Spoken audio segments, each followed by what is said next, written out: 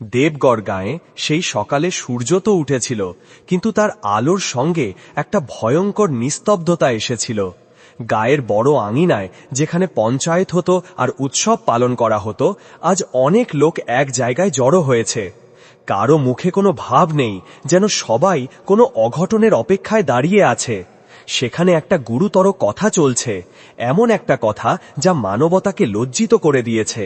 সেই ভিড়ের এক কোণে একটা যুবতীকে আরো কয়েকটা মহিলা শক্ত করে ধরে রেখেছে। সেই মহিলাটা মাটিতে পড়ে আছে, তার চুল ছড়ানো আর কাপড়ে ধুলো লেগে আছে। সে কাঁদতে কাঁদতে বলছে, ভৈরবী, আমার মেয়েকে ছেড়ে দাও, তাকে যেতে দাও। সে তো এই দুনিয়াটাকে ঠিকমতো দেখতেও পারেনি এখনো, তাকে কি জানি এই গায়ের রীতিনীতি কি। আমি আমার মেয়েকে নিয়ে কোথাও দূরে চলে যাব, অনেক দূরে, এই গায়ের সীমানায় আর কখনো পা দেব না। শুধু তাকে মারো না, ভগবানের দোহাই, তাকে মারো না। সেই মহিলার নাম কস্তুরী। সে জোরে জোরে কাঁদছে। তার গলায় যে ব্যথা ছিল তা যে কোনো পাথরের হৃদয় গলিয়ে দিতে পারত, কিন্তু দেবগড়ের লোকদের না। কস্তুরীর ঠিক সামনে ভৈরবী দাঁড়িয়ে আছে। ভৈরবী এই গায়ের প্রধান, এমন একটা মহিলা যার কথা কেউ এড়াতে পারে না। ভৈরবী ঐতিহ্যবাহী ঘাঘরা আর শার্ট পরেছে। তার মাথায় পল্লু আছে, কিন্তু সেটা ঘোমটা নয়, বরং তার মর্যাদা বাড়ানোর জন্য। তার হাত আর পায়ে ভারী রূপোর চুড়ি আর গলায় মুক্তার মালা, কপালে একটা বড় গোল বিন্দি যা তার রাগে আরো জ্বলজ্বল করছে। আর ভৈরবীর হাতে একটা ছোট্ট নবজাতক শিশু, এক দিনের বাচ্চা, লাল কাপড়ে মোড়া আর সম্ভবত এই দুনিয়ার শোরগোল থেকে অজানা শান্তিতে ঘুমোচ্ছে। আজ সেই ছোট্ট প্রাণটাকে মৃত্যুদণ্ড দেওয়া হচ্ছে। তার দোষ শুধু এটুকু যে সে এই গায়ে একটা মেয়ে হয়ে জন্মেছে। এটাই সেই দেবগড় গাঁও, যেখানে মেয়ে হওয়া মাত্র তাকে মেরে ফেলা হয়, বিশেষ করে যদি সে ঘরের প্রথম সন্তান হয়। এটা একটা পুরনো অন্ধ রীতি, যাকে গাঁওবাসীরা প্রজন্মের পর প্রজন্ম বহন করে চলেছে। তাদের বিশ্বাস, প্রথম সন্তান যদি মেয়ে হয় তাহলে সে পরিবার আর পুরো গাঁয়ের জন্য অশুভ আনে। এই রীতির কারণে দেবগড়ে মেয়েদের সংখ্যা প্রায় নেই বললেই চলে। গাঁয়ে একটা অদ্ভুত অসমতুল্যতা। দূর দূরান্তে যুবকদের জন্য বউ মেলে না, তবু লোকেরা এই অন্ধ রীতিতে বাঁধা পড়ে আছে। ভৈরবী তার ভারী গলায় কস্তুরীকে তাকিয়ে বলল, চুপ কর কস্তুরী, তুই মেয়েকে জন্ম দিয়ে অনেক বড় পাপ করেছিস। তুই এই গায়ের বউ, তুই এখানকার নিয়ম কানুন জানিস। আমাদের এখানে প্রথম সন্তান যদি মেয়ে হয় তাহলে তাকে অশুভ মনে করা হয়। এটা আমাদের গায়ের জন্য খারাপ লক্ষণ। এটা আমাদের ক্ষেতকে বন্ধ করে দেবে, আমাদের পশুদের মেরে ফেলবে। ভিড়ে কিছু লোক মাথা নাড়তে শুরু করল সমর্থনে। কস্তুরী কাঁদতে কাঁদতে আবার বলল, ভৈরবী, তুমিও তো একটা মহিলা, আমার এই ছোট্ট প্রাণটার উপর দয়া করো। আমি এসব কথায় বিশ্বাস করি না। কোনো সন্তানই কারো জন্য অশুভ হয় না। তার মধ্যে তো নিজেই ভগবানের অংশ থাকে। এটা তো দেবীর রূপ। ভগবানের দোহাই দিয়ে এর ওপর দয়া করো, এটাকে ছেড়ে দাও। সেই মহিলা বারবার কেঁদে অনুরোধ করতে থাকল। সে যারা তাকে ধরে রেখেছে তাদের হাত থেকে নিজেকে ছাড়ানোর চেষ্টা করছে, কিন্তু তাদের ধরা খুব শক্ত। ভৈরবীর মুখে কোনো দয়ার ভাব আসেনি। সে বাচ্চাটাকে একবার দেখল আর তারপর কস্তুরীর দিকে। দেবীর রূপ, এটা দেবী নয়, এটা একটা ডায়ান যে আমাদের গাঁওকে গিলে খাবে। তুই আমাদের ধর্ম শেখাবি? এই গাঁয়ের রীতি ভাঙা মানে গাঁয়ের প্রত্যেক ঘরে ধ্বংসের আমন্ত্রণ জানানো। আর আমি ভৈরবী যতদিন বেঁচে আছি এমন কিছু কখনো হতে দেব না। কস্তুরী ভিড়ের দিকে তাকাল। সবাই দাঁড়িয়ে আছে, কিন্তু সবাই চুপ। পুরুষেরা চোখ নামিয়ে দাঁড়িয়ে আছে, আর মহিলারা পল্লু দিয়ে মুখ ঢেকে সম্ভবত মনে মনে কাঁদছে। কিন্তু কারো মধ্যে এত সাহস নেই যে ভৈরবীর সামনে মুখ খুলতে পারে। কস্তুরীর স্বামী শঙ্করও সেই ভিড়ের এক কোণেও মাথা নামিয়ে দাঁড়িয়ে আছে। সেও এই রীতির বিরুদ্ধে, কিন্তু ভৈরবীর ভয়ের সামনে সে এতটাই অসহায় যে নিজের স্ত্রী আর মেয়ের জন্য একটা কথাও বলতে পারছে না। কস্তুরী বুঝে গেল যে এখানে তার সাহায্য করার কেউ নেই। ভৈরবী ঠান্ডা গলায় বলল, এই নাটক অনেক হয়েছে, এখন এটাকে তার পরিণতির দিকে নিয়ে যাওয়ার সময় এসেছে। এটা বলে ভৈরবী বাচ্চাটাকে হাতে তুলল। বাচ্চাটা সম্ভবত জেগে উঠেছে আর রোনে শুরু করেছে। একটা ছোট্ট পাতলা আওয়াজ যা সেই ভয়ঙ্কর নিস্তব্ধতায় দূর পর্যন্ত গুঞ্জরিত হচ্ছে। ভৈরবী বাচ্চাটাকে নিয়ে আঙিনার মাঝখানে একটা বড় পাথরের দিকে এগিয়ে গেল। কস্তুরী এটা দেখে পাগলের মতো হয়ে গেল। না না, আমার মেয়েকে আমার থেকে দূরে সরিও না। ভৈরবী, থেমে যাও, তোমাকে ভগবানের শপথ, থেমে যাও। কস্তুরী তার পুরো শক্তি দিয়ে নিজেকে ছাড়িয়ে ভৈরবীর দিকে দৌড়াল। সে ভৈরবীর পায়ে পড়ে তার ঘাগড়া ধরে ফেলল। আমার ওপর রহম করো, আমাকে মারো, কিন্তু আমার মেয়েকে ছেড়ে দাও, আমি তোমার সামনে ভিক্ষা চাই। ভৈরবী ঘৃণায় কস্তুরীকে দেখল। আমার রাস্তা থেকে সরে যা, রীতি তো পূর্ণ হবেই। ভৈরবী তার পায়ে কস্তুরীকে একটা জোরালো লাথি মারল। কস্তুরী দূরে গিয়ে পড়ল আর তার মাথা আঙিনার একটা ছোট পাথরে ধাক্কা খেল। তার চোখের সামনে অন্ধকার নেমে আসতে লাগল, কিন্তু সেই অন্ধকারেও তাকে শুধু তার মেয়ের রোনে শোনা যাচ্ছে। ভৈরবী সেই বড় পাথরের কাছে পৌঁছাল। সে বাচ্চাটাকে আকাশে তুলল। গাঁয়ের সবাই চোখ বড় করে দেখছে। কারোর হৃদয় দয়া আছে, তাহলে কারো মনে এই অশুভের শেষের অপেক্ষা। ভৈরবী বাচ্চাটাকে সেই পাথরে ছুঁড়ে ফেলতে যাচ্ছে। বাতাস যেন থেমে গেছে। কস্তুরীর শেষ চিৎকার আঙিনার নিস্তব্ধতায় গুঞ্জরিত হয়ে শেষ হয়ে গেছে। ভৈরবী বাচ্চাটাকে পাথরে ছুঁড়ে ফেলার জন্য তার দুটো হাত পুরো শক্তি দিয়ে ওপরে তুলেছে। তার চোখ বন্ধ, যেন সে এই বলিদানের জন্য নিজেকে প্রস্তুত করছে। তখনই ভিড় থেকে একটা গম্ভীর কিন্তু শান্ত আওয়াজ এলো, থেমে যাও ভৈরবী, এই পাপ করো না। আওয়াজ এতটাই শক্তিশালী যে ভৈরবীর উঠে থাকা হাত বাতাসে কাঁপতে কাঁপতে থেমে গেল। সে চোখ খুলল। ভিড় নিজে থেকেই দুই ভাগে বিভক্ত হয়ে গেল, আর সেই ভিড় ছিন্ন করে সাদা ধুতি কুর্তা পরা, কপালে চন্দনের ত্রিপুণ্ড লাগানো গ্রামের মন্দিরের পুরোহিত পণ্ডিত দীনানাথ সামনে এসে দাঁড়ালেন। পণ্ডিত দীনানাথের বয়স 60-এর ওপারে, কিন্তু তার চালে এখনো দৃঢ়তা আছে। তার চোখে একটা অদ্ভুত তীক্ষ্ণতা, যা ভৈরবীর রাগের তীক্ষ্ণতা থেকে একদম আলাদা। সেই তীক্ষ্ণতা শান্তি আর জ্ঞানের। পণ্ডিত দীনানাথ সোজা ভৈরবীর সামনে এসে দাঁড়ালেন। তিনি একবার সেই ছোট্ট প্রাণটার দিকে তাকালেন, যে এখনো ভৈরবীর হাতে কাঁদছে, আর তারপর ভৈরবীকে দেখলেন। তুমি কি করতে যাচ্ছ ভৈরবী? পণ্ডিত দীনানাথের গলায় রাগ নেই, বরং একটা গভীর দুঃখ। একটা নির্দোষ একদিনের বাচ্চার হত্যা, আমাদের ধর্ম কি এটা শেখায়? দেবগড়ের বাসিন্দাদের আত্মা কি এত মরে গেছে যে তারা নিজ চোখের সামনে একটা জীব হত্যা হতে দেখবে চুপচাপ? ভৈরবী, যে এক মুহূর্তের জন্য পণ্ডিতের আশায় চমকে উঠেছিল, এখন আবার তার নিষ্ঠুর রূপে ফিরে এলো। সে পণ্ডিত দীনানাথের সম্মান করে, কারণ তিনি পুরোহিত, কিন্তু আজ সে কারো কথা শুনবে না। পণ্ডিতজি, আপনি এতে পড়বেন না, ভৈরবী সেই রুক্ষ গলায় বলল। আপনি এতে পড়বেন না। এটা ধর্মের নয়, এটা গাঁয়ের রীতির ব্যাপার। আপনি পূজা পাঠে সীমাবদ্ধ থাকুন। গাঁও কিভাবে চালাবো তা আমি আপনার থেকে ভালো জানি। এই মেয়েটা অশুভ, আর এই অশুভকে গাঁয়ে থাকার কোনো অধিকার নেই। পণ্ডিত দীনানাথ হাসলেন, এমন হাসি যাতে ব্যঙ্গ আছে। রীতি? কোন রীতি ভৈরবী? সেই রীতি যা মানুষ নিজের অজ্ঞতা আর ভয় থেকে নিজেরাই বানিয়েছে। তুমি ধর্মের কথা বলো। আমাদের ধর্ম তো বলে যে কন্যা দেবীর রূপ। আমরা 9 দিন কন্যাদের পূজা করি, তাদের পা ধুয়ে পান করি। আর তুমি সেই দেবীর রূপকে জন্মের প্রথম দিনেই এই পাথরে ছুঁড়ে মারতে চাও? এটা ধর্ম নয়, এটা মহাপাপ। পণ্ডিত দীনানাথের গলা এখন উঁচু হয়ে গেছে। ভিড়ে যারা এখনো মাথা নামিয়েছিল, তাদের ধীরে ধীরে মাথা উঠতে শুরু করল। লোকদের মধ্যে ফিসফিসানি শুরু হলো। পণ্ডিতজি ঠিক বলছেন, এটা তো পাপই, কিন্তু রীতি তো রীতি দ্বারা পূর্বপুরুষের সময় থেকে চলে আসছে। ভৈরবী এই ফিসফিসানি শুনে ফেলল। তার নিজের কর্তৃত্ব বিপদে পড়ছে বলে মনে হলো। সে জানে যে গাঁওবাসীরা তার থেকে ভয় পায়, কিন্তু পণ্ডিতের কথা তারা উপেক্ষা করতে পারবে না।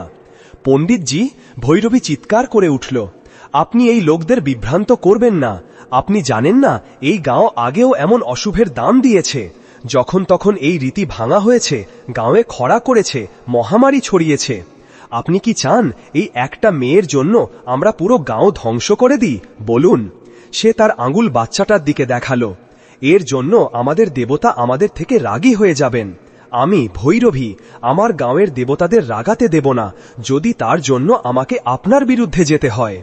এটা একটা সরাসরি হুমকি। গাঁয়ের প্রধান আর গাঁয়ের পুরোহিত এখন মুখোমুখি। পণ্ডিত দীনানাথ গভীর একটা শ্বাস নিলেন। দেবতা রাগবেন না ভৈরবী। দেবতা তখনই রাগ করে যখন তার বানানো দুনিয়ায় মানবতার হত্যা হয়। তুমি গাঁও বাঁচানোর কথা বলো। আরে, যে গাঁও একটা নবজাতক বাচ্চাকে বাঁচাতে পারে না, সেই গাঁওকে কেউ বাঁচাতে পারবে না। সে তো নিজেই তার ধ্বংস লিখছে। তিনি ভিড়ের দিকে ঘুরলেন। আর তোমরা সবাই কাপুরুষ। তোমরা সবাই এই পাপের সমান অংশীদার। কালকে যখন তোমাদের নিজের ঘরে এমন বিপদ আসবে, তাহলে কে তোমাদের শুনবে? আজ তোমরা একটা মায়ের সামনে তার মেয়েকে ছিনিয়ে নেওয়া দেখছ। মনে রেখো, ভগবান সব দেখছেন। পণ্ডিতের কথাগুলো লোকদের মনে প্রভাব ফেলতে শুরু করেছে। শঙ্কর, যে এখনো প্রতিমার মতো দাঁড়িয়েছিল, তার মধ্যে সাহস জাগল। সে টলতে টলতে সামনে এগিয়ে পণ্ডিত দীনানাথের পায়ে পড়ল। পণ্ডিতজি, আমার মেয়েকে বাঁচিয়ে নিন। আমি আপনার হাত জোর করে বলছি। এই ভৈরবী তাকে মেরে ফেলবে। আমি আমার মেয়েকে মরতে দিতে পারবো না। শঙ্কর ফুপিয়ে ফুপিয়ে কাঁদতে লাগল। কস্তুরীও, যার মাথায় চোট লেগেছে, কোনো রকমে ঘষাঘষি করে শঙ্করের কাছে পৌঁছালো।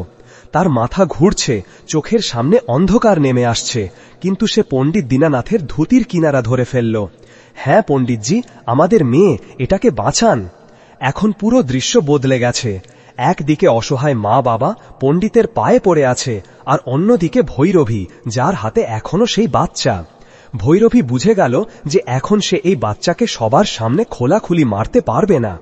পণ্ডিত দীনানাথ তার সব খেলা নষ্ট করে দিয়েছে। গাঁওবাসীদের চোখে সে এখন খুনি হয়ে যাবে, রীতির রক্ষক নয়। তার মুখে একটা কুটিল হাসি এলো। সে ঘৃণায় বাচ্চাটাকে দেখল, আর তারপর তাকে নিয়ে কস্তুরীর কোলে ছুঁড়ে দিল। বাচ্চাটা, যে সম্ভবত পাথরের ঠান্ডা থেকে ভয় পেয়েছিল, মায়ের কোলে উষ্ণতা পেয়ে চুপ করে গেল। কস্তুরী তাকে এমনভাবে বুকে জড়িয়ে নিল যেন তার হারানো জীবন ফিরে পেয়েছে। ভৈরবী তার কাপড় ঝাড়ল আর বলল, ঠিক আছে পণ্ডিতজি, আপনি বলছেন তো আমি এই দেবীকে জানে মারব না, আপনার কথা রাখলাম। পণ্ডিত দীনানাথ শ্বাসের নিঃশ্বাস নিলেন। শঙ্কর আর কস্তুরী তাকে এমনভাবে দেখল যেন তিনি সত্যিকারের কোনো ভগবান। কিন্তু ভৈরবীর গলা আবার কঠিন হয়ে গেল। রীতি ভাঙা যায় না, এটা অশুভ, আর এটা এই গাঁয়ে থাকতে পারবে না। এটা আমার গাঁয়ের পবিত্র মাটিকে অপবিত্র করে দেবে। সে শঙ্কর আর কস্তুরীর দিকে আঙুল তুলল। তোমাদের কাল সকালে সূর্য ওঠার সময় পর্যন্ত সময় আছে। এই মেয়েকে আর এর মাকে নিয়ে এই গাঁয়ের সীমানা থেকে চিরকালের জন্য দূর হয়ে যাও। যদি কাল সূর্য ওঠার পর তোমরা বা এই মেয়ে কেউ এই গাঁয়ে দেখা দিল, সে এক মুহূর্ত থামল আর তার চোখ কস্তুরীর ছোট্ট জহুরির দ্বীপে গেল, তাহলে আমি তোমাদের জহুরিতে তোমাদের 3 জনকে জীবন্ত পুড়িয়ে মারব। আর তাহলে কোনো পণ্ডিত, কোনো ভগবান তোমাদের বাঁচাতে আসবে না। এটা ভৈরবীর শেষ সিদ্ধান্ত। ভিড়ে আবার নিস্তব্ধতা নেমে এলো। এটা মৃত্যুর চেয়েও খারাপ শাস্তি। নিজের ঘর, নিজের জমি, নিজের লোকজন সব ছেড়ে চিরকালের জন্য চলে যাওয়া। ভৈরবী ঘুরল আর ভিড় ছিন্ন করে তার রাস্তায় চলে গেল। লোকেরাও একে একে সরতে শুরু করল। কেউ শঙ্কর আর কস্তুরীর দিকে তাকাচ্ছে না। আঙিনায় এখন শুধু 4 জন রয়েছে।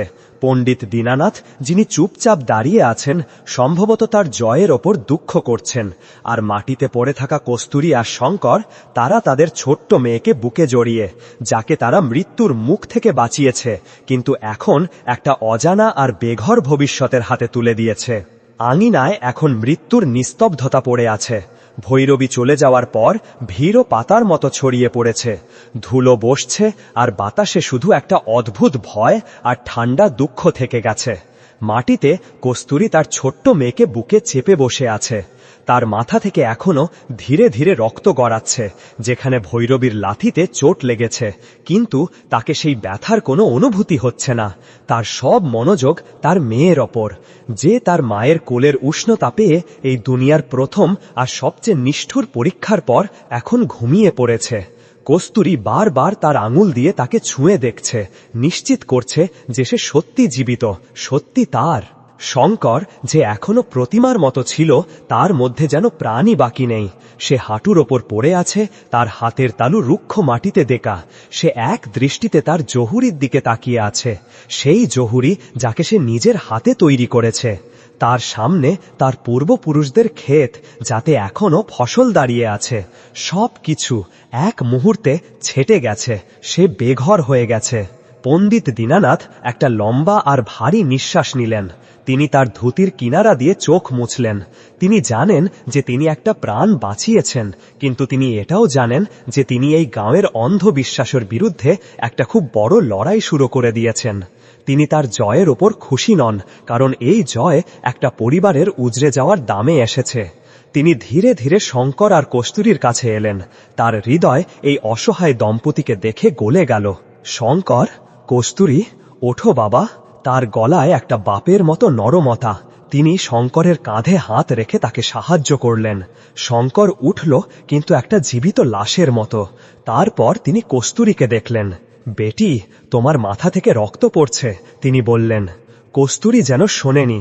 পণ্ডিত দীনানাথ তার পূজার শালটা যা কাঁধে ছিল তার একটা টুকরো ছিঁড়ে নিজে কস্তুরী মাথার সেই ক্ষতে বেঁধে দিলেন। এই ছোট্ট সহানুভূতি কস্তুরীর ধৈর্যের বাঁধ ভেঙে দিল। সে পণ্ডিত দীনানাথকে দেখে ফুপিয়ে ফুপিয়ে কেঁদে উঠল। পণ্ডিতজি, এখন আমরা কোথায় যাব? এই অন্ধকার রাতে এই বাচ্চাকে নিয়ে আমি কোথায় ঘুরব? আমাদের কাছে না থাকার ছাদ বাকি, না খাবারের দানা। এর চেয়ে ভালো তো ভৈরবী এটাকে মেরেই। চুপ! পণ্ডিত দীনানাথের গলায় এবার কঠোরতা। এমন কথা কখনো তোমার জিভে আনো না। তুমি তোমার মেয়েকে মৃত্যুর মুখ থেকে টেনে এনেছ। সে তোমার শক্তি, তোমার দুর্বলতা নয়। শঙ্কর তার চুপটাকে ভাঙল। তার গলায় শুধু হতাশা। কিন্তু পণ্ডিতজি, আমরা যাব কোথায়? আমাদের তো এই দুনিয়ায় কেউ নেই। কাল সকাল হতেই ভৈরবী আমাদের জীবন্ত পুড়িয়ে মারবে। আমরা কি করব? পণ্ডিত দীনানাথ এক মুহূর্তের জন্য চোখ বন্ধ করলেন। তিনি কোনো সিদ্ধান্ত নিয়েছেন। তোমরা কাল সকালের অপেক্ষা করবে না, তিনি দৃঢ়তার সঙ্গে বললেন। তোমাদের এখনই, এই মুহূর্তে এই গাঁও থেকে বেরোতে হবে। ভৈরবীর রাগ খুব খারাপ। তার মন বদলে গেলে সে সকালের অপেক্ষাও করবে না। সে রাতেই তোমাদের জহুরিতে আগুন লাগাতে পারে, তার কোনো ভরসা নেই। এই চিন্তা আসতেই শঙ্কর আর কস্তুরী কাঁপতে লাগল। পণ্ডিতজি বাচ্চার মুখের দিকে তাকালেন, যে নির্দোষতায় ঘুমোচ্ছে। এর নাম ভেবেছ কিছু? কস্তুরী আর শঙ্কর একে অপরকে দেখল। এসবের মধ্যে তাদের এটা ভাবার সময়ই কথায়। পণ্ডিত দীনানাথ হাসলেন। এর নাম রাখো জ্যোতি, কারণ এটা একটা ছোট্ট জ্যোতির মতো এসেছে, যা আজ এই গাঁয়ের ঘন অন্ধকারকে চ্যালেঞ্জ দিয়েছে। এটা শুধু তোমাদের মেয়ে নয়, এটা এই গাঁয়ের আগামী ভালো সময়ের লক্ষণ। কস্তুরী নামটা উচ্চারণ করল। জ্যোতি, আমার জ্যোতি। এই নামটা যেন তাকে নতুন সাহস দিয়েছে। সে তার মেয়েকে আরো শক্ত করে বুকে জড়ালো। এখন শোনো, পণ্ডিতজি তার গলা নরম করলেন, যেন কোনো গোপন পরিকল্পনা বলছেন। তোমরা দুজন তৎক্ষণাৎ তোমাদের জহুরিতে যাও। যা দরকারি শুধু একটা পুটুলিতে বেঁধে নাও, একটু অনাজ, যা কাপড় শরীরে আছে বাস। 1 মিনিটও অযথা নষ্ট করো না। আমি আমার ঘর থেকে তোমাদের জন্য রাস্তার খাবার আর কিছু দরকারি জিনিস নিয়ে আসছি। শঙ্কর জিজ্ঞাসা করল, কিন্তু আমরা কোথায় দেখা করব আর যাব কোন রাস্তায়? গাঁয়ের মূল রাস্তায় তো ভৈরবীর পাহারাদার থাকবে। তুমি ঠিক বলছ, পণ্ডিতজি ভাবলেন। তোমরা তোমাদের জহুরি থেকে বেরিয়ে ক্ষেতের পিছনে পিছনে গাঁয়ের সেই শেষ প্রান্তে যাও, যেখানে নদীর ধারে বড় পেপেল গাছ আছে। মূল রাস্তায় একদম যেও না। আমি তোমাদের দুজনকে সেখানেই অপেক্ষা করব। তাড়াতাড়ি করো, আমাদের সময় খুব কম। শঙ্কর আর কস্তুরী, যাদের এখন একটা উদ্দেশ্য মিলেছে, তারা উঠল। কস্তুরী জ্যোতিকে শক্ত করে ধরল, আর শঙ্কর কস্তুরীকে সাহায্য করল। তারা দুজন তাদের ভাঙা জীবনের শেষ চিহ্নগুলো সংগ্রহ করতে অন্ধকারে লুকিয়ে লুকিয়ে তাদের জহুরির দিকে দৌড়াল। জহুরিতে পৌঁছে কস্তুরী একটা কাপড়ে তাড়াতাড়ি 2টো শুকনো রুটি আর একটু গুড় বেঁধে নিল। শঙ্কর মাটির নিচে একটা ছোট গর্ত খুঁড়ে রেখেছিল, যাতে সে তার পুরো জীবনের উপার্জন, রূপোর কয়েকটা 20-25 মুদ্রা লুকিয়ে রেখেছিল। সে সেই ছোট থলিটা তার কোমরে গুজে নিল। কস্তুরী জ্যোতিকে একটা পুরনো কিন্তু পরিষ্কার চাদরে মোড়ালো। শঙ্করের চোখ তার বাবার পুরনো লাঠির ওপর পড়ল, যা কোণে রাখা ছিল। সে তা তুলে নিল। আজ যেই তার ঘর, তার অস্ত্র, তার সব কিছু। তারা দুজন শেষবার তাদের সেই ছোট্ট দুনিয়াটাকে দেখছে। তারা কাঁদতে চায়, কিন্তু কাঁদার সময় নেই। অন্যদিকে পণ্ডিত দীনানাথ তাড়াতাড়ি তার ঘরে পৌঁছালেন, যা মন্দিরের কাছেই। তার স্ত্রী, যিনি একজন শান্ত আর ধার্মিক মহিলা, জেগে আছেন। পণ্ডিতজি তাকে সংক্ষেপে সব বললেন। তার স্ত্রী তৎক্ষণাৎ রাতের রুটি আর আচার একটা কাপড়ে বেঁধে দিলেন। পণ্ডিত দীনানাথ তার পুরানো সিন্দুক খুললেন। তাতে তিনি তার শেষকৃত্যের জন্য রূপোর 100 মুদ্রা আলাদা করে রেখেছিলেন। তিনি এক মুহূর্ত ভাবলেন না। তিনি সেই পুরো থলিটা তুলে খাবারের পুটুলির সঙ্গে রাখলেন। তারপর তিনি তার আলনা থেকে একটা ছোট রূপোর দেবীর লকেট বের করলেন। এটা জ্যোতির জন্য। তিনি তার স্ত্রীকে বললেন, দেবীমা আমার মেয়ের রক্ষা করবেন। তিনি একটা কাগজের টুকরো নিলেন, তাতে তাড়াতাড়ি কিছু লিখলেন, তা ভাঁজ করে তার ধুতিতে গুজে নিলেন। পণ্ডিতজি সেই সব জিনিস নিয়ে যখন বাইরে বেরোলেন, তার স্ত্রী জিজ্ঞাসা করলেন, আপনি যা করছেন যদি ভৈরবীকে জানতে পারে তাহলে? পণ্ডিতজি ঘুরে বললেন, যদি আজ আমি এটা না করি তাহলে আমি নিজেকে কখনো মাফ করতে পারবো না। মন্দিরে পাথরের ভগবানকে পূজা করা থেকে ভালো একটা জীবিত প্রাণ বাঁচানো। তুমি দরজা বন্ধ করে শুয়ে পড়ো, এমন দেখাও যেন তোমার কিছু জানা নেই। পণ্ডিত দীনানাথ রাতের ছায়ার সুযোগ নিয়ে ক্ষেতের রাস্তা দিয়ে সেই বড় পেপেল গাছের দিকে চললেন। কয়েক মুহূর্তের মধ্যে শঙ্কর আর কস্তুরীও সেখানে পৌঁছে গেল। তারা হাঁপাচ্ছে, ভয় তাদের চোখে স্পষ্ট। পণ্ডিতজি তাদের সেই পুটুলি দিলেন। এতে রাস্তার খাবার, এই টাকা আর এই দেবী মায়ের লকেট। এটা জ্যোতির গলায় পরিয়ে দাও, এটা তার রক্ষা করবে। শঙ্কর আর কস্তুরীর চোখ সেই মুদ্রাগুলো দেখে ভিজে গেল। এটা তাদের জীবনের সবচেয়ে বড় অর্থ। তারা দুজন পণ্ডিতজির পায়ে পড়ল। পণ্ডিতজি, আপনি জানেন না আপনি আমাদের উপর কত বড় উপকার করেছেন। আপনি আমাদের জন্য ভগবান। পণ্ডিতজি তাদের তুললেন। না বাবা, আমি শুধু আমার ধর্ম পালন করছি।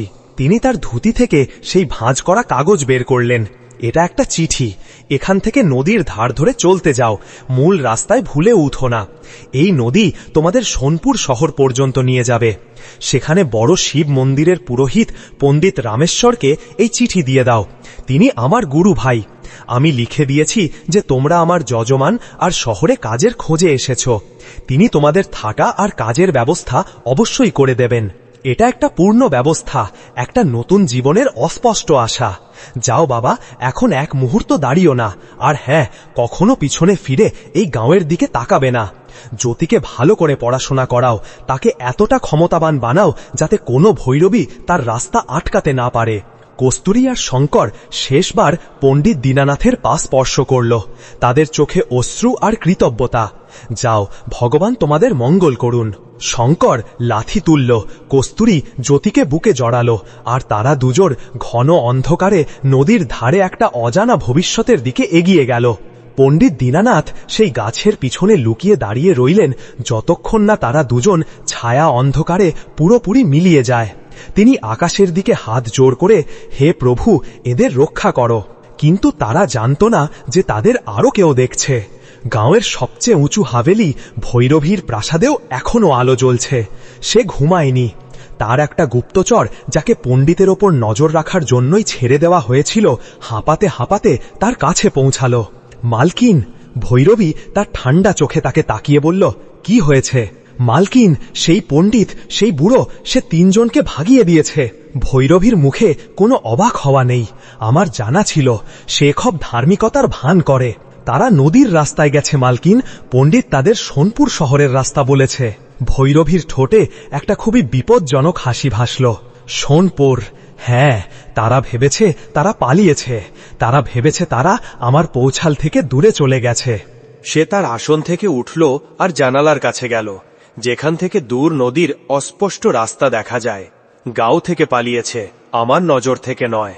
দুজনকে ঘোড়ায় প্রস্তুত করো, সে তার গুপ্তচরকে আদেশ দিল। তারা সকাল হওয়ার আগে সোনপুরের রাস্তায় বেরোবে, আর তাদের একটা কাজ দিতে হবে।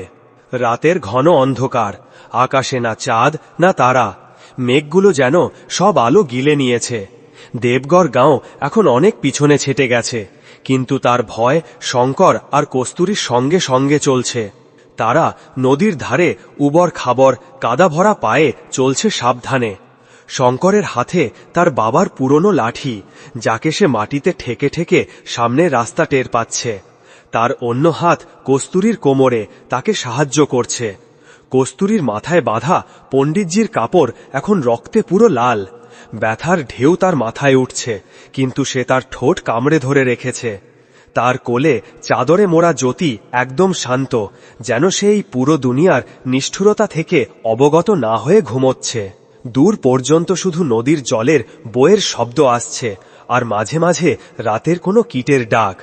প্রত্যেক ছোট্ট শব্দে তারা দুজন চমকে দাঁড়িয়ে যায়। তাদের মনে হয় ভৈরবীর লোকেরা তাদের পিছনে এসেছে। আমরা ঠিক যাচ্ছি তো?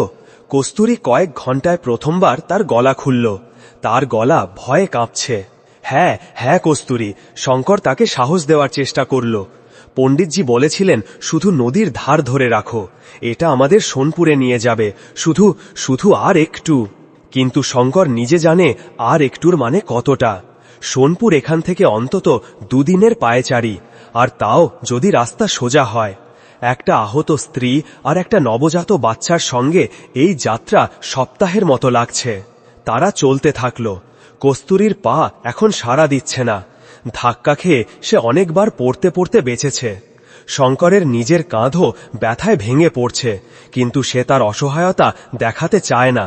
সে জানে যদি সে হাল ছেড়ে দেয় তাহলে কস্তুরী ভেঙে পড়বে। তখনই হঠাৎ জ্যোতি কেঁদে উঠল। সেই নীরব ভয়ঙ্কর রাতে একটা বাচ্চার কান্নার পাতলা আওয়াজ যেন বিপদের ঘণ্টা বাজল। শঙ্কর আর কস্তুরীর হৃদয় যেন থেমে গেল। চুপ কর আমার মেয়ে, আমার রানী। কস্তুরী তাকে থাপ্পড় মারতে লাগল। কিন্তু জ্যোতি ক্ষুধার্ত আর সম্ভবত সেই ঠান্ডা রাতের অনুভূতি হচ্ছে। সে আরো জোরে কাঁদতে লাগল। কস্তুরী, এটাকে চুপ করাও, ভগবানের দোহাই, এটাকে চুপ করাও। শঙ্করের গলায় খাবড়ে যাওয়া। যদি কেউ এই আওয়াজ শুনে ফেলে তাহলে আমরা মারা যাব। আমি কি করব? কস্তুরীর চোখ থেকে অশ্রু গড়িয়ে পড়ল। এটা ক্ষুধার্ত। তাহলে এটাকে? শঙ্কর দ্বিধায় বলল। কস্তুরী বুঝে গেল। সে তৎক্ষণাৎ একটা ঘন ঝোপের পিছনে বসল। তার কাঁপা আঙুল দিয়ে জ্যোতিকে তার বুকে লাগাল। বাচ্চা কান্না বন্ধ করল। কস্তুরী স্বস্তির নিঃশ্বাস নিল, কিন্তু তার পুরো শরীর এখনো ভয়ে কাঁপছে। ওদিকে দেবগড়ের হাভেলিতে ভৈরবী তার আসনে বসে আগুনকে তাকিয়ে আছে। তার দুটো সবচেয়ে বিশ্বস্ত আর নির্মম লোক হীরা আর মঙ্গল তার সামনে মাথা নামিয়ে দাঁড়িয়ে আছে। দুজনের কাঁধে তলোয়ার ঝুলছে, আর তারা ঘোড়ায় যাওয়ার জন্য পুরোপুরি প্রস্তুত। শোনো, ভৈরবীর গলা সাপের ফোঁসের মতো। তারা নদীর রাস্তায় গেছে। তোমরা দুজন মূল সড়ক দিয়ে যাবে। ঘোড়া ছুটিয়ে নাও। আমার বিশ্বাস তারা সোনপুর যাওয়ার চেষ্টা করবে। তোমাদের আদের থেকে আগে সেখানে পৌঁছাতে হবে বা রাস্তায় আটকাতে হবে। হীরা, যে দুজনের মধ্যে বেশি নিষ্ঠুর, বলল, আদেশ মালকিন, ওদের দুজনকেই সেখানেই শেষ করে দেব। ভৈরবী কিছুক্ষণ ভাবল, তারপর সে হাসল। না, শঙ্কর আর কস্তুরীকে জানে মারো না, তাদের ফিরিয়ে নিয়ে এসো, টেনে টেনে, যাতে পুরো গাঁও দেখে যে ভৈরবীর রীতি ভাঙার পরিণাম কি হয়। আর সেই মেয়েটা? মঙ্গল জিজ্ঞাসা করল। ভৈরবীর চোখ এক মুহূর্তের জন্য চকচক করে উঠল। সেই অশুভ, সে এই গাঁয়ের মাটিতে জন্মেছে, আর তার বলিও এই গাঁয়ের মাটিতেই দেওয়া হবে। সেই মেয়েটাকে জীবন্ত নিয়ে এসো, তার একটা আঁচড়ও আসবে না। তাকে এখানে সেই পাথরে আমি নিজে শেষ করব। তার আদেশে একটা অদ্ভুত উন্মাদনা। যদি তারা মেয়েটা দেওয়ায় অনিচ্ছা করে তাহলে শঙ্কর আর কস্তুরীর হাত পা ভেঙে দাও, কিন্তু মেয়েটাকে নিয়ে এসো। যাও, আর সূর্য ওঠার আগে তারা আমার কাছে ফিরে দরকার। হীরা আর মঙ্গল মাথা নামাল আর হাবেলি থেকে বেরিয়ে গেল। কয়েক মুহূর্তের মধ্যে রাতের নিস্তব্ধতা ছিন্ন করে দুটো ঘোড়ার খুরের শব্দ তাড়াতাড়ি সোনপুরের মূল সড়কের দিকে বাড়তে লাগল। নদীর ধারে কস্তুরী এখনো তার মেয়েকে দুধ খাওয়াচ্ছে। শঙ্কর লাঠি হাতে নিয়ে পাহারা দিচ্ছে। তার কান যে কোনো অজানা শব্দ শোনার জন্য সতর্ক। হঠাৎ শঙ্করকে কিছু শোনা গেল। অনেক দূর থেকে একটা ধীর গম্ভীর শব্দ, ধাপ ধাপ ধাপ। এটা ঘোড়া ছুটানোর শব্দ। শঙ্করের রক্ত জমে গেল। সে প্রায় ফিস ফিস করে বলল, কস্তুরী, ওঠো, তাড়াতাড়ি করো। কি হলো? কস্তুরী ভয়ে জ্যোতিকে নিজের সঙ্গে চেপে ধরল। তারা আসছে, আমাকে ঘোড়ার শব্দ শোনা যাচ্ছে। তারা মূল সড়কে আছে, কিন্তু সড়ক এখান থেকে অনেক দূর নয়। কস্তুরীর প্রাণ কাঁপল। তারা দুজন পালানোর জন্য উঠল, কিন্তু এখন তারা কোথায় লুকাবে? এটা পুরো খোলা ধার। তখনই শঙ্কর দেখল যে নদীর ধারে কিছু বড় বড় পাথর পড়ে আছে, আর তাদের মাঝে একটা ঘন বড় বটগাছ, যার শিকড় জলে ছড়ানো। তাড়াতাড়ি এই শিকড়ের পিছনে লুকিয়ে পড়ো। তারা দুজন জীবন বাঁচানোর জন্য দৌড়াল। তারা জল আর কাদা দিয়ে সেই বটগাছের শিকড়ের ফাঁকা অংশে ঢুকে বসল। তারা এত ভয় পেয়েছে যে তাদের শ্বাসও জোরে জোরে চলছে। শঙ্কর, কস্তুরী আর জ্যোতির মুখে নিজের হাত রাখল। ঘোড়ার খুঁড়ের শব্দ এখন খুব কাছে এসেছে। তারা স্পষ্ট শোনা যাচ্ছে। মনে হল তারা সড়কে নয়, বরং নদীর ধারেই আসছে। হীরা আর মঙ্গল তাদের ঘোড়া থামাল। তারা সেই জায়গায় থামল যেখানে মূল সড়ক নদীর সবচেয়ে কাছে দিয়ে যায়। এত অন্ধকারে নদীর ধারে তাদের খোঁজা কঠিন, মঙ্গল বলল। তারা অনেক দূর যায়নি হবে। হীরা ঘোড়া থেকে নামতে নামতে বলল, একটা মহিলা যার মাথায় চোট আর একটা একদিনের বাচ্চা, তারা হামাগুড়ি দিচ্ছে হবে। হীরা তার কোমর থেকে মশাল বের করতে লাগল। সে পাথর ঘষে আগুন জ্বালাল। বটের শিকড়ে লুকানো শঙ্কর আর কস্তুরী সেই মশালের আলো দেখল। আলো ঠিক তাদের লুকানো জায়গার দিকে এগোচ্ছে। হীরা মশালটা আকাশে উঁচু করে তুলল।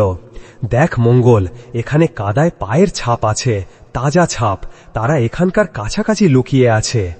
শঙ্কর আর কস্তুরীর চোখ ভয়ে ফুলে উঠল। তারা ধরা পড়েছে। বটের ঘন শিকড়ের মাঝে শঙ্কর আর কস্তুরীর দুনিয়া সেই এক মুহূর্তে সংকুচিত হয়ে গেছে। বাইরে মশালের কমলা আলো যেন কোনো ভয়ঙ্কর দানবের চোখের মতো জ্বলছে, আর সেই চোখ ঠিক তাদের খুঁজছে। হীরার গলা তাদের কানে মৃত্যুর বার্তার মতো পড়ল। তারা এখানকার কোথাও লুকিয়ে আছে। শঙ্কর, কস্তুরী আর জ্যোতির মুখে তার হাত আরও শক্ত করে চেপে ধরল। তার নিজের হৃদয় এত জোরে ধকধক করছে যে তাকে ভয় হচ্ছে কোনো রকমে বাইরে তাড়ানো সেই দানবেরা তার শব্দ শুনে ফেলবে। কস্তুরীর চোখ ভয়ে পাথর হয়ে গেছে। সে না হিলতে পারছে না কাঁদতে পারছে। হীরা আর মঙ্গল দুজনেই এখন ঘোড়া থেকে নেমেছে। মঙ্গলের হাতেও এখন একটা জ্বলন্ত মশাল। তারা দুজন সেই ভেজা পায়ের ছাপগুলোর সাহায্যে ঠিক সেই বড় বটগাছ পর্যন্ত পৌঁছে গেল। এই গাছ, এটা লুকানোর জন্য খুব ভালো জায়গা, হীরা তার রুক্ষ গলায় বলল। তার চোখ গাছের ঘন শিকড়ের ওপর ঘুরছে, যা সাপের মতো একে অপরের সঙ্গে জড়ানো। আরে ও শঙ্কর, বেরিয়ে আয়। তুই তোর বউ আর তোর অশুভ মেয়েকে নিয়ে আমাদের থেকে বাঁচতে পারবি না। সে তার লাথি শিকড়ের সেই অংশে মারল যার ঠিক ওপারে কস্তুরীর মাথা। কস্তুরী শিউরে উঠল। শঙ্কর তাকে তার বাহুতে আরো শক্ত করে জড়াল। আরে কালা হয়ে গেছিস কি? মঙ্গল হাসল। তার হাসি হায়নার কান্নার মতো। ভৈরবী মালকিন তোমাদের সকালে ফিরিয়ে নিয়েছে। ভালো করে চললে শুধু হাত পা ভাঙবে, যদি আমরা ধরি তাহলে খোস ছাড়িয়ে দেব। তারা দুজন গাছের চারপাশে ঘুরে ঘুরে দেখতে লাগল। মশালের আলো কস্তুরীর ছেঁড়া কাপড়ে পড়ল, কিন্তু শিকড়ের ঘন জাল আর অন্ধকারের কারণে হীরাকে তা শুধু একটা ছায়া মনে হল। হীরা মশালটা আরো কাছে নিয়ে এলো। সে ঠিক সেই ফাঁকা জায়গার সামনে দাঁড়িয়ে আছে যেখানে তারা তিনজন একে অপরের সঙ্গে চেতে বসে আছে। শঙ্কর তার মৃত্যুকে তার চোখের সামনে দেখছে। সে তার চোখ শক্ত করে বন্ধ করল। হীরার ভারী চামড়ার জুতো মাটির ভেজা পাতাগুলোকে মারছে। সে ঠিক কস্তুরীর হাত থেকে মাত্র কয়েক ইঞ্চি দূরে। যদি কস্তুরী একটু হলেও হিলে তাহলে ধরা পড়ে যাবে। তখনই জ্যোতি, যে সম্ভবত তার মায়ের ভয় আর সেই দমবন্ধ অনুভূতি করছে, সে একটা হালকা সিসকি তুলল। আওয়াজ খুব নরম, কিন্তু সেই নীরব রাতে তা যথেষ্ট। হীরার চোখ শিকারী বাজের মতো সতর্ক হয়ে গেল। শুনলি? শঙ্করের হৃদয় ডুবে গেল। সব শেষ, সে ভাবল। হীরা তার মশালটা সেই ফাঁকা অংশের ভিতর ঢোকানোর জন্য হাত বাড়াল, কিন্তু তার আগেই মঙ্গল, যে অন্যদিকে দাঁড়িয়ে, সে বিরক্ত হয়ে গেছে। আরে ছেলে দে এই খেলা হীরা, কোনো সিসকি টিসকি নয়, সম্ভবত কোনো ব্যাঙের শব্দ হবে। এই কাদায় আমরা কতক্ষণে ইঁদুরগুলো খুঁজব? হীরা রাগে তার দিকে তাকালো। চুপ কর, আমার মালকিনের আদেশ মনে আছে, আমার সেই মেয়েটা দরকার। তাহলে মেয়েটা পাওয়া যাবে, মঙ্গল যুক্তি দিল, কিন্তু এভাবে না। দেখ, সকাল হতে চলেছে, আকাশের রং দেখ। যদি তারা আমাদের আগে সোনপুরের ভিড়ে ঢুকে যায় তাহলে আমরা তাদের কখনো খুঁজে পাব না। আর যদি তারা নদীতে ঝাঁপ দেয় তাহলে আমরা ঘোড়ায় তাদের পিছু কিভাবে নেব? তারা তো জলের সঙ্গে ভেসে দূরে চলে যাবে। হীরা জানে মঙ্গল ঠিক কথা বলছে। এই অন্ধকারে পুরো রাত নদীর ধার খোঁজা বোকামি। তাহলে কি করব? হীরা জিজ্ঞাসা করল। আমরা ঘোড়া ছুটাই, মঙ্গল বলল। সোনপুর শহরের বাইরে যে মূল সেতু আছে, নদীর রাস্তা সেখানে গিয়ে শেষ হয়। আমরা সেই সেতুর ওপর তাদের অপেক্ষা করব। যদি তারা পায়ে আসছে তাহলে সেতু পার হতেই হবে, আর যদি নদীর রাস্তায় আসছে তাহলে সেতুর নিচ দিয়ে যাবে। আমরা তাদের সেখানেই ধরে ফেলব। তারা আমাদের থেকে দ্রুত পালাতে পারবে না। হীরাকে এই পরিকল্পনা পছন্দ হল। সেই কাদা ভরা ধার থেকে বেরিয়ে আবার তার ঘোড়ায় চড়তে চায়। ঠিক আছে, সে শিকড়গুলোতে শেষবার ঘৃণায় উকি দিয়ে বলল, আজ তো বেঁচে গেছো তোদের কীট, কিন্তু কতদিন? মৃত্যু তোমাদের অপেক্ষা করছে সোনপুরের সেতুতে। সে তার লাথি বটের গুড়িতে জোরে মারল, যেন তার রাগ ঢেলে দিচ্ছে। তারপর তারা দুজন ঘুরল। তারা তাদের মশালটা মাটিতে ছুঁড়ে ফেলল। তারা আবার ঘোড়াদের দিকে এগোলো, তাতে চড়ল, আর কয়েক মুহূর্তের মধ্যে খুরের শব্দ আরো জোরালো হল, আর সোনপুরের দিকে এগিয়ে অন্ধকারে মিলিয়ে গেল। বটের শিকড়ে শঙ্কর অন্তত 10 মিনিট কোনো কাজ করেনি। সে শুধু তাদের খুরের শব্দ দূরে যাওয়া শুনছে। যখন তাকে পুরোপুরি বিশ্বাস হল যে তারা চলে গেছে, তখন সে ধীরে কস্তুরীর মুখ থেকে হাত সরালো। কস্তুরীর যেন শ্বাস ফিরে এলো। সে হাঁপাতে লাগল। তার চোখ থেকে অশ্রু এখনো অবিরাম গড়াচ্ছে। সে কাঁদছে না, শুধু অশ্রু বইছে। ভয় তাকে অবশ করে দিয়েছে। শঙ্কর নিজেও কাঁপছে। তারা মৃত্যুকে ছুঁয়ে ফিরে এসেছে। জল, কস্তুরী ভাঙা গলায় বলল।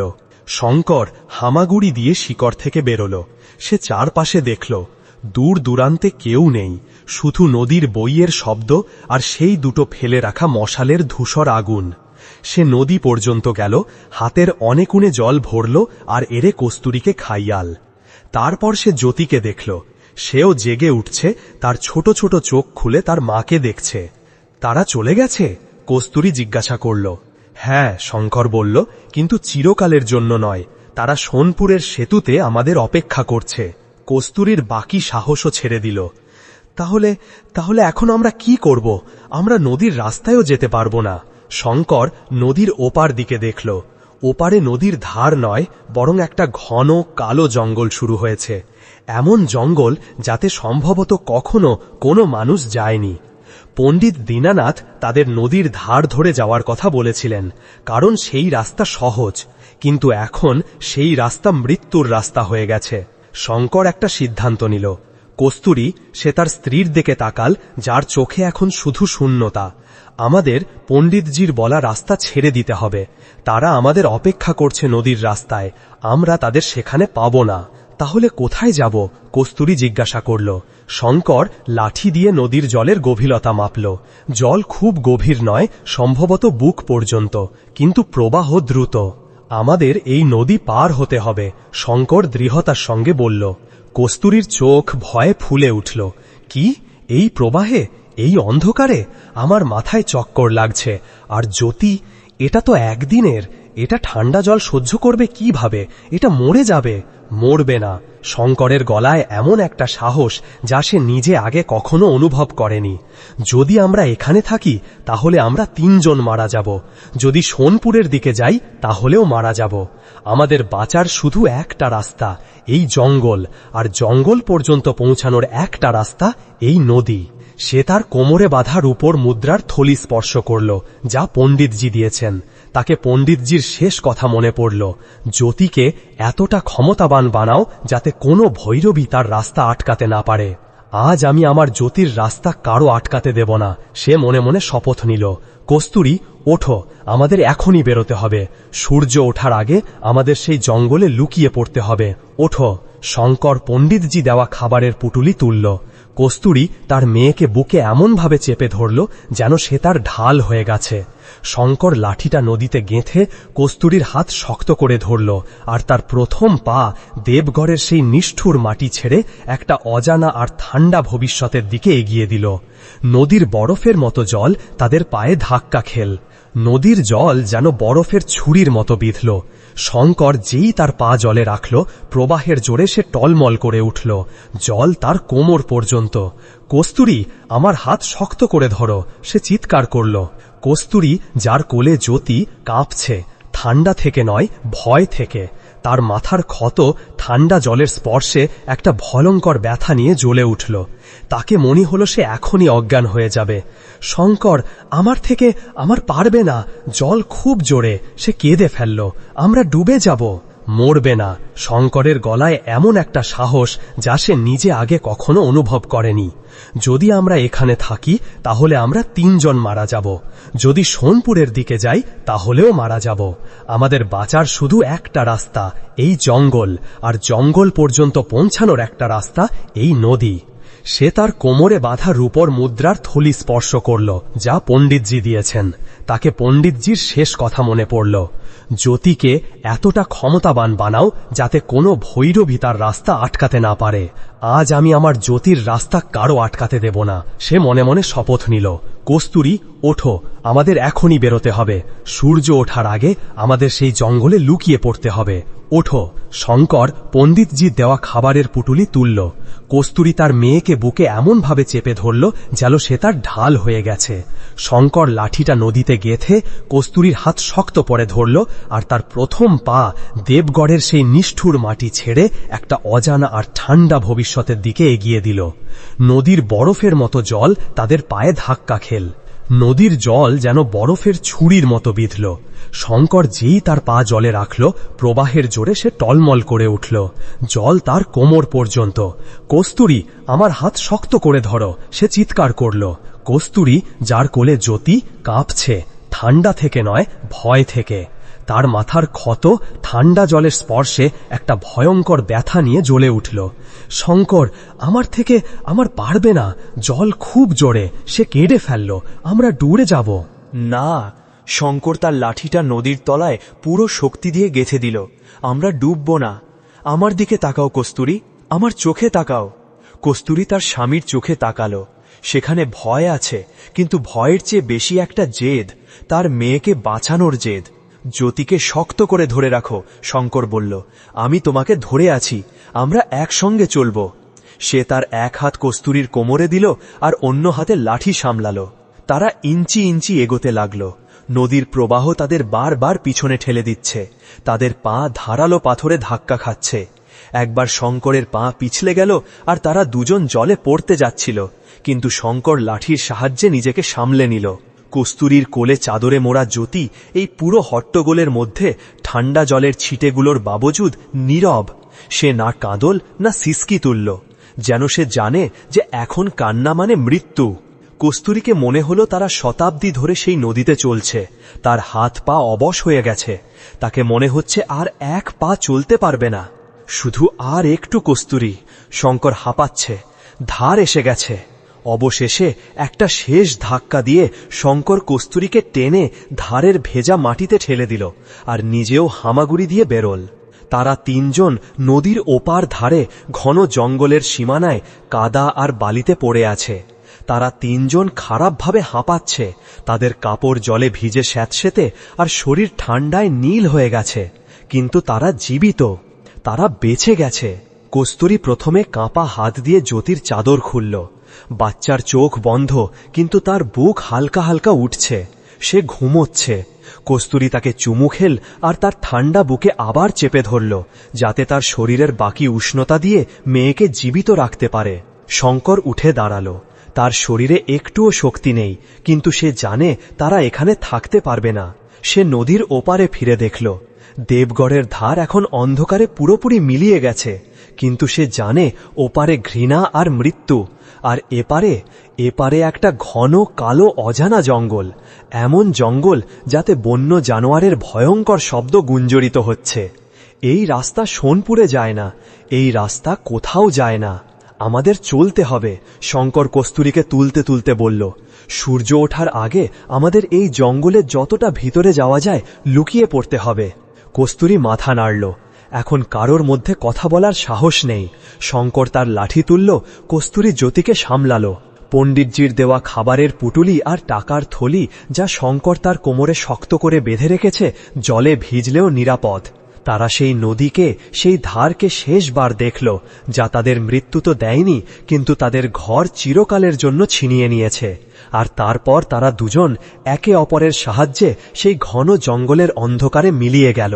তারা জানে না তারা কোথায় যাচ্ছে, তারা জানে না তাদের কাল কি হবে। তারা শুধু এটুকু জানে যে তাদের কোলে একটা ছোট্ট জ্যোতি আছে, যাকে বাঁচানোর জন্য তাদের যে কোনো অবস্থায় চলতে হবে। জঙ্গল ঠিক তেমন নয় যেমন শঙ্কর আর কস্তুরী ভেবেছিল। সেটা ভয়ঙ্কর কিন্তু নিষ্ঠুর নয়। তার মধ্যে বন্য জানোয়ার আছে, কিন্তু তারা ভৈরবীর লোকদের চেয়ে বেশি বিপজ্জনক নয়। শঙ্কর আর কস্তুরীর জন্য সেই জঙ্গল একটা মায়ের মতো হয়ে গেল, যা তার ঘন ছায়ায় লুকিয়ে রাখল। তারা অনেক দিন চলল।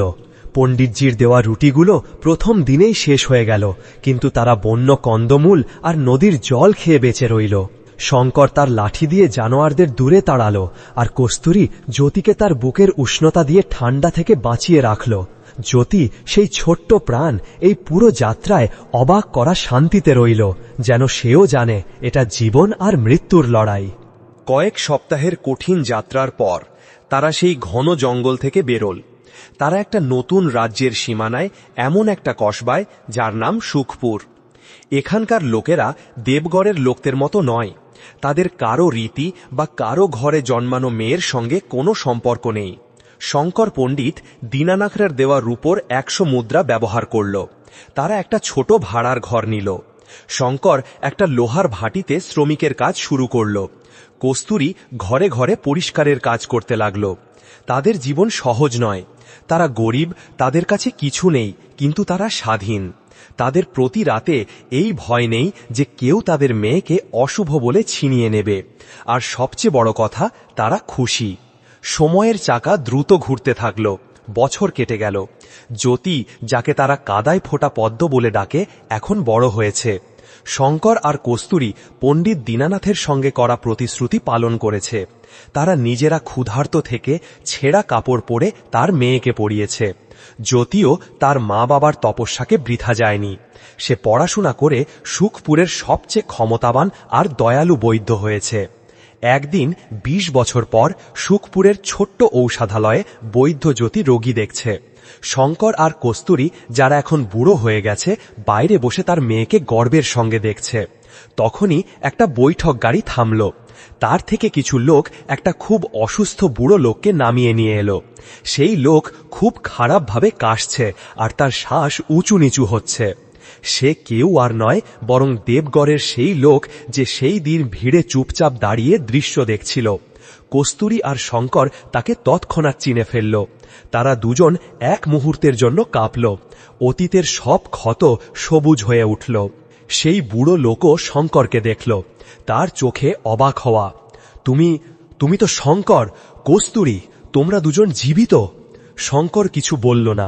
বুড়ো লোক কেঁদে বলল, আমরা ভেবেছিলাম তোমরা সবাই জঙ্গলে মারা গেছ। ভগবান আমাদের পাপের শাস্তি দিয়েছে শঙ্কর। কি মানে? কস্তুরী, যে 20 বছর ধরে এই প্রশ্ন তার হৃদয়ে চেপে রেখেছে, জিজ্ঞাসা করল, দেবগড়ের কি হল? ভৈরবীর কি হল? বুড়ো লোক ফুঁকিয়ে ফুঁপিয়ে কেঁদে উঠল। সব ধ্বংস হয়ে গেছে। যেদিন থেকে তোমরা গেলে, গাঁয়ের ওপর যেন কারো অভিশাপ পড়েছে।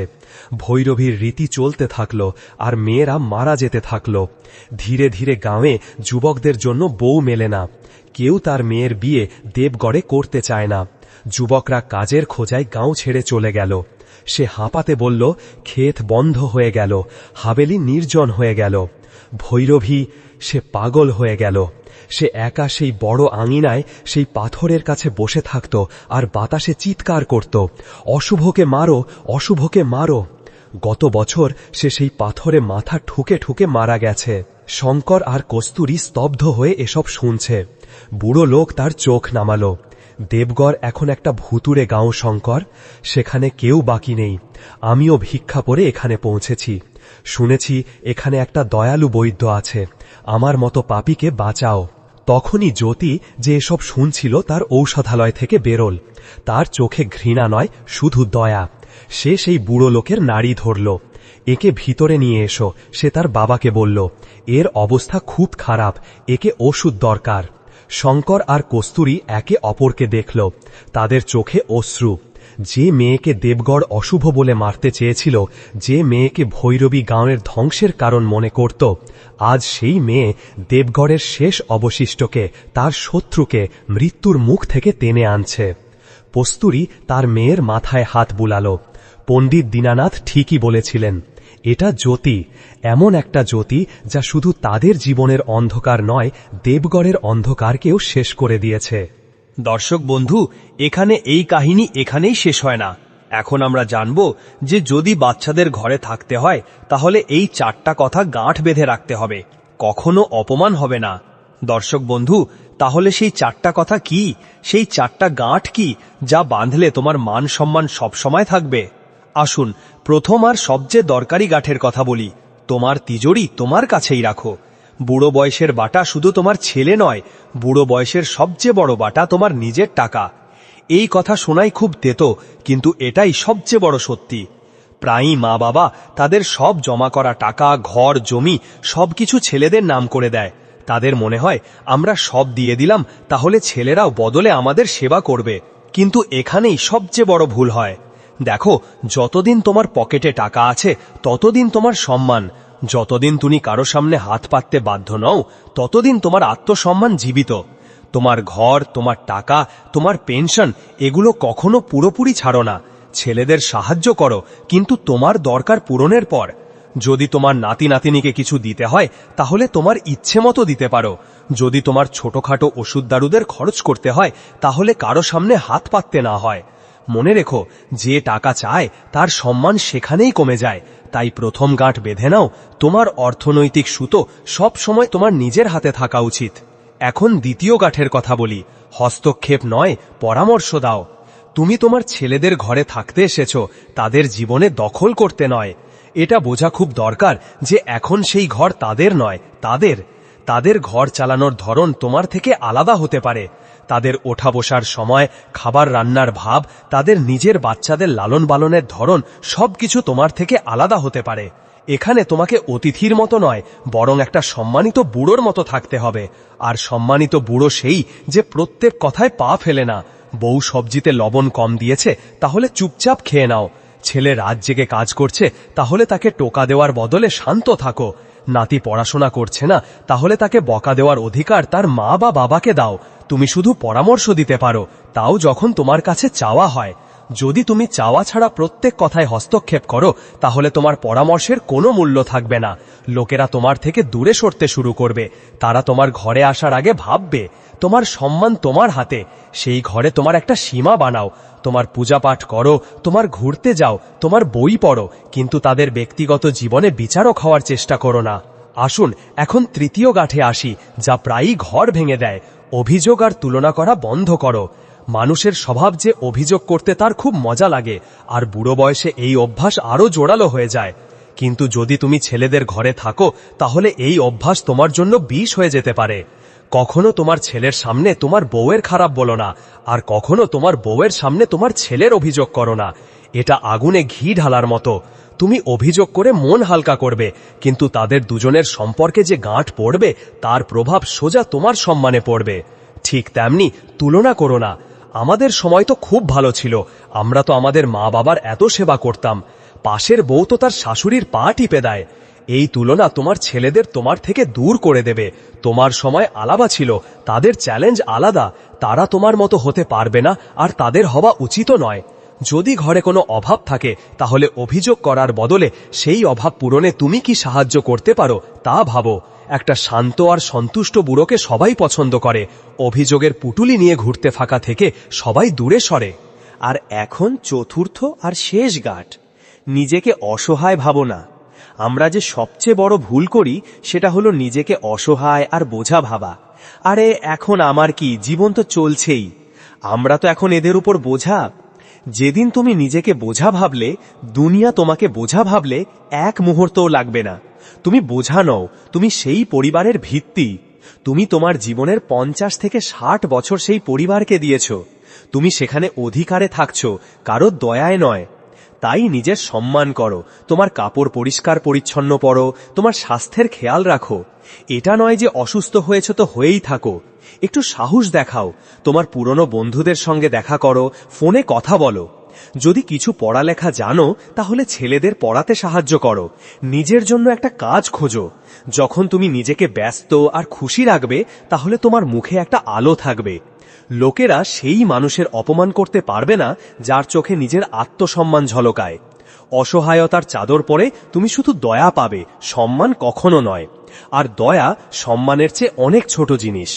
তাই দর্শক বন্ধু, এগুলো ছিল সেই 4টা কথা, বা বলা যাক সেই 4টা গাঁট, যা যদি তুমি তোমার জীবনে বেঁধে নাও তাহলে দুনিয়ার কোনো শক্তি তোমার সম্মান কমাতে পারবে না। দেখো, বুনো বয়স জীবনের শেষ নয়, এটা অভিজ্ঞতার সেই উচ্চতা যেখান থেকে সবকিছু খুব স্পষ্ট দেখা যায়। আর ছেলেদের ঘরে থাকা কোনো বাধ্যবাধকতা বা শাস্তি নয়, এটা সম্পর্কের একটা নতুন ধাপ। কিন্তু এই ধাপে এসে ভালোবাসার সঙ্গে একটু বুদ্ধি আর একটু শৃঙ্খলার দরকার পড়ে। এই 4টা কথা তোমাকে কারো থেকে আলাদা করার জন্য নয়, বরং তোমাকে নিজের সঙ্গে যুক্ত রাখার জন্য। মনে রেখো, তুমি সেই ঘন গাছের শিকড় যার ছায়ায় বসে তোমার ছেলেরা উঠতে শিখেছে। শিকড়গুলোর কারো সাহায্যের দরকার নয়, বরং নিজের আত্মসম্মান নিয়ে দাঁড়িয়ে থাকার দরকার। তুমি কারোর ওপর বোঝা নও, তুমি পরিবারের সেই মূল্যবান সম্পদ যা এই পরিবারকে সেচন করেছে। তাই এই কথাগুলোকে গ্রহণ করো, নিজেকে খুশি রাখো, ব্যস্ত রাখো, আর সবচেয়ে দরকারি নিজেকে সম্মান দাও। কারণ যে মানুষ নিজের সম্মান করে, দুনিয়া আর এমনকি তার নিজের ছেলেরাও তার অপমান করার সাহস কখনো করতে পারবে না।